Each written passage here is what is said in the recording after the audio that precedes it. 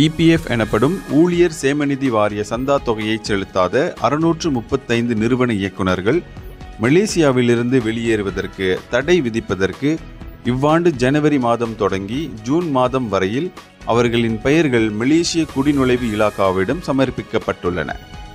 தொழிலாளர்களின் நலன்களை கருத்தில் கொண்டு சட்ட விதிகளுக்கு ஏற்ப சந்தாவை முதலாளி தரப்பினர் முழுவதுமாக செலுத்துவதை கட்டாயமாக்கும் பொருட்டு இந்நடவடிக்கை மேற்கொள்ளப்படுகிறது.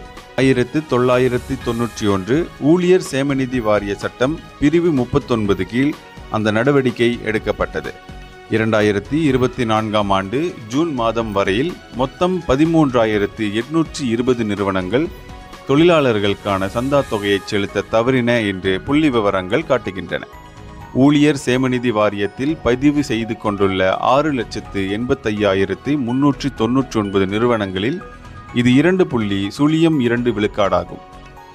இந்தியர்களின் இதய குரல் மக்களோசை.